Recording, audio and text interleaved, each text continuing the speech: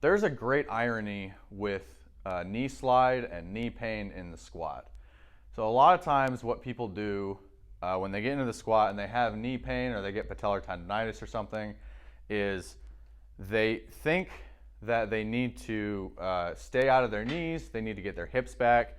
And so what they start with, because they're thinking I need to stay out of my knees, they're going to shove their hips back first and not really bend their knees much.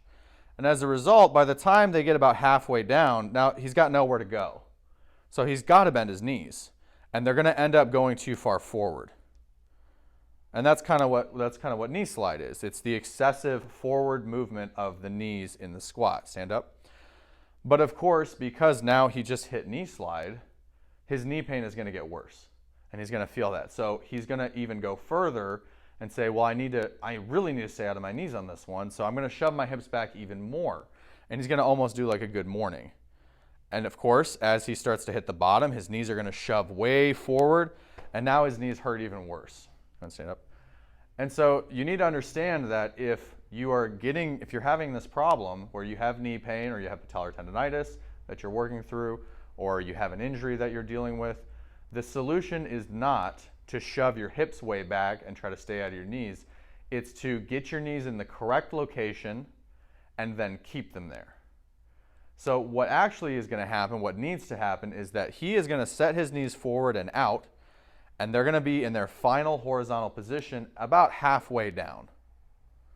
So here, he's good. Now his knees are not going to move forward anymore. He's going to sit back and bend over to finish, drive his hips up, and finish the rep. And so his knees are controlled. There's a little bit of moment on them, there's a little bit of stress on them, but it's the correct amount, it's the necessary amount in order to hit depth and to not get his knees way forward. Go and do that one more time. So about halfway down, his knees are forward, he sits back and drives his hips up. Now do one without stopping. Just like that. And the bar is unweighted, so it's not going to look exactly like it will at heavy weights, but that's the idea. Rack. Now, there are two easy ways that you can address this on your own. The first one is going to be that you're going to think about freezing your knees. So you're going to set your knees out, you're going to get your knees apart and forward, and then the knees are going to freeze as you sit back and drive your hips up, and they're going to be completely frozen and stuck forward. The other way to do this with a more kind of mechanical way, go ahead and unrack, is with a terribly useful block of wood. And this is doing the same exact thing, but with an actual block. So we're going to get it about a ½ inch in front of his toe. He's going to touch, in a second, he's going to touch the block with his knees, and then he is not going to push the block forward, and he's not going to remove his knees from the block. So he's going to stay in contact with the block without shoving it over. Go and do that. And this is going to stand up. And this is going to prevent that excessive forward movement, because if he shoves his hips way back and then at the bottom he shoves his knees forward, he's going to shove the block. Go ahead and show what that looks like. Yeah. And he actually knocked it over. Yep. So that's what you don't want. You want to make sure that you're not pushing the block forward and that you're not pulling your knees back away from the block. Set your knees forward, touch the block, and then keep it there, sit back, drive your hips up, and finish the rep.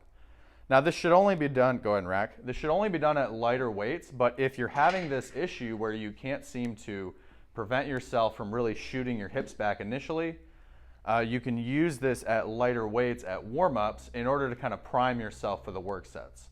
So I realize this is unintuitive because again, the tendency is my knees hurt, I need to keep the stress off my knees, so I'll sit my hips back. But mechanically, you need to get your knees forward right away, set them there, and then sit back and keep them in that horizontal position.